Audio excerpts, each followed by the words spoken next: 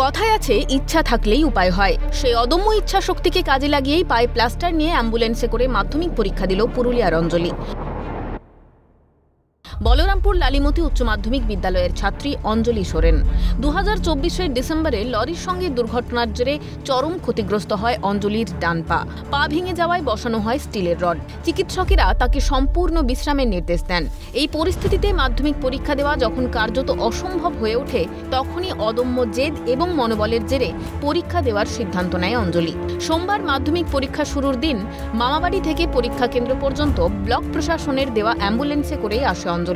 তবে সংবাদ মাধ্যমের মুখোমুখি হয়ে কান্নায় ভেঙে পড়তে দেখা গেল তাকে। চোখের জলে জানায় তার কষ্ট হচ্ছে। কাঁদছো কেন? কিচ্ছু হবে না। প্রশাসন থেকে ঠিক রকম সুবিধা পাচ্ছ তুমি? না। কেন? কি চাইছিলে তুমি? হ্যাঁ?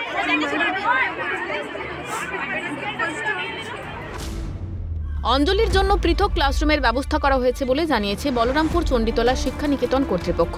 পরীক্ষা দিতে যাতে কোনো রকম অসুবিধে না হয় তা খতিয়ে দেখতে পরীক্ষা কেন্দ্রে হাজির হন বলরামপুর ব্লকের বিডিও সৌগত চৌধুরী।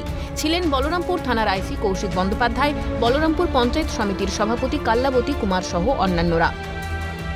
অঞ্জলি সোরেন বলে একটি মেয়ে, তার কিছুদিন আগে পায়ে অ্যাক্সিডেন্ট হয়েছিল এবং তার পায়ে এই মুহূর্তে খুবই বড় চোট আছে, চিকিৎসা চলছে এবং সেই মেয়েটা খুব সাহসী, মাধ্যমিক পরীক্ষা দিতে চেয়েছে। এবং তার জন্য একটা স্পেশাল ব্যবস্থা করা হয়েছে। অ্যাম্বুলেন্স থেকে বাড়ি করে নিয়ে এসে আছে, সামনেই বুরুডিতে ওর মামার বাড়িতে সে থাকছে। অ্যাম্বুলেন্সে করে নিয়ে যাতায়াতের ব্যবস্থা করা হয়েছে। কোন স্কুলের ছাত্রী এবং লালিমতির ছাত্রী, এই চণ্ডীতলা প্রতিদিতে হাই স্কুলে সেট করেছে এবং তার জন্য আলাদা করে রুমের ব্যবস্থা করা হয়েছে। বেড দেওয়া হয়েছে, ইনক্লাইন বেড, যেটাতে ও হেলান দিয়ে বসে পরীক্ষা দিতে পারে এবং টেবিলের আয়োজন করা হয়েছে যাতে ও পরীক্ষা দিতে কোনো অসুবিধে না হয়। অঞ্জলির ইচ্ছা শক্তির জয় হোক। জীবনের প্রথম বড় পরীক্ষা তো বটেই, আগামীর সব পরীক্ষাতেও যেন সফল হয় অঞ্জলি। শুভেচ্ছা সিএনএর তরফেও। পুরুলিয়া থেকে দীপক রামের রিপোর্ট, ক্যালকাটা নিউজ।